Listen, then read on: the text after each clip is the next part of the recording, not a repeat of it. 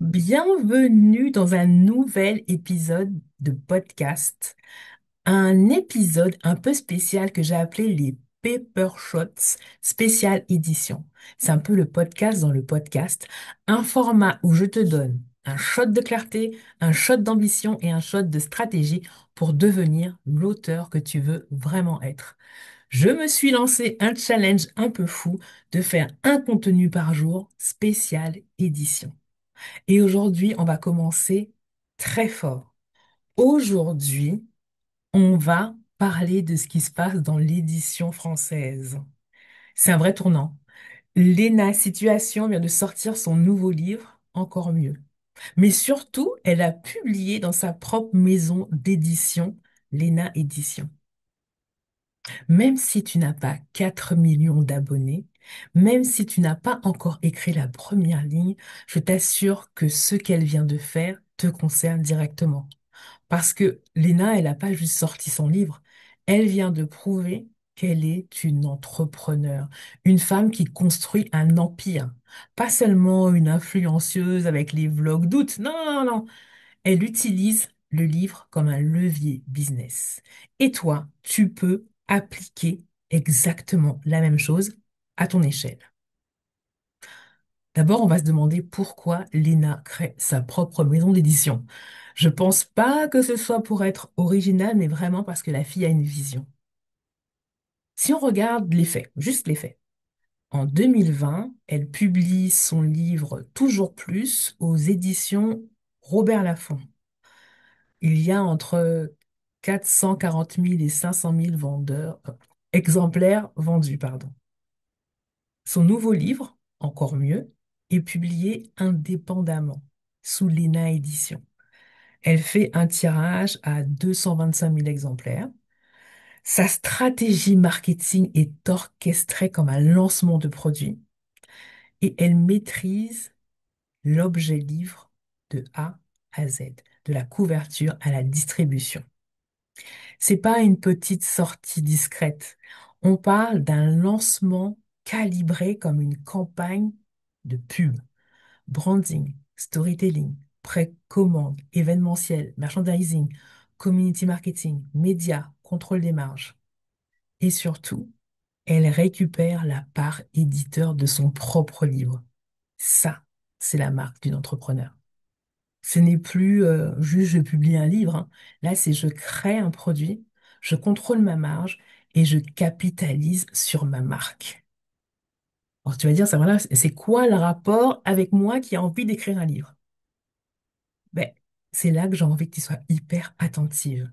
Parce que oui, Léna a une énorme communauté. Mais ce qu'elle vient de faire, c'est pas réservé aux influenceuses. Ce qu'elle montre, c'est que le livre peut devenir un actif, même à plus petite échelle. Leçon numéro un, tu n'as plus besoin que quelqu'un te dise oui. T'as pas à attendre qu'une maison d'édition vienne frapper à tes DM et te dise, Hé, j'ai envie de travailler avec toi. Si tu veux publier ton livre, tu peux le faire. Et puis tu peux le faire professionnellement. Leçon numéro 2, tu peux créer ton propre univers éditorial. Ton livre peut devenir une marque. Ça peut être la porte d'entrée dans ton business ou ça peut être juste ton tout premier produit. Leçon numéro 3, tu peux récupérer la plus grosse part du gâteau. Une maison d'édition garde souvent 85 à 92% du prix d'un livre. En auto-édition intelligente, tu peux garder jusqu'à 70%, 80%, 90% de ton argent. Enfin, ça dépend des plateformes, mais tu gardes la majorité de ce que génère ton livre. T'as pas besoin de vendre 400 000 exemplaires pour créer un vrai revenu. Leçon numéro 4, tu peux créer une carrière et pas juste un livre. Et ça, c'est ce qu'aucune maison d'édition ne t'apprend. Quand tu deviens indépendante, tu peux créer une communauté de lectrices, tu peux vivre de ton expertise, tu peux ouvrir des portes, conférences, ateliers, coaching, tu peux multiplier les formats, tu peux créer un business autour de ton livre. Un livre bien pensé, c'est pas une fin en soi, c'est vraiment un début. Et en parlant de ça, je pense forcément à Dani, que j'ai accompagnée l'année dernière. Son livre, Bébé créole passe à table, ce n'est qu'un pan de l'écosystème total qu'elle a imaginé. Et maintenant, j'ai envie de te parler de cette mentalité, ce mindset qui change tout. Entre toi et Lina, la différence fondamentale, c'est pas la visibilité. C'est pas le nombre d'abonnés. C'est pas le budget marketing. La vraie différence, c'est le mindset. Elle se comporte comme une vraie chef d'entreprise. Elle pense son livre comme un produit. Elle ne subit pas l'industrie, elle la contourne. Elle construit un système, pas un coup d'éclat. Et c'est exactement ce que je fais avec les auteurs que j'accompagne. Je ne t'apprends pas à écrire un livre.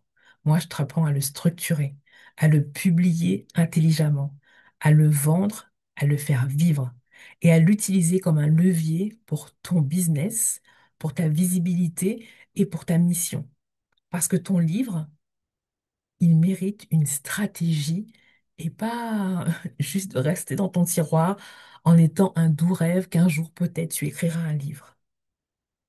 Si là, en m'écoutant, tu t'es dit, OK, je veux penser mon livre comme une entrepreneur et pas comme un hobby, alors c'est le moment. Tu m'envoies simplement un mot, un commentaire, tu viens sur Instagram et on en parle. On parle de ce rêve qui est tout à fait possible. On continue les Paper Shots spécial édition demain. Vraiment, c'est que le début.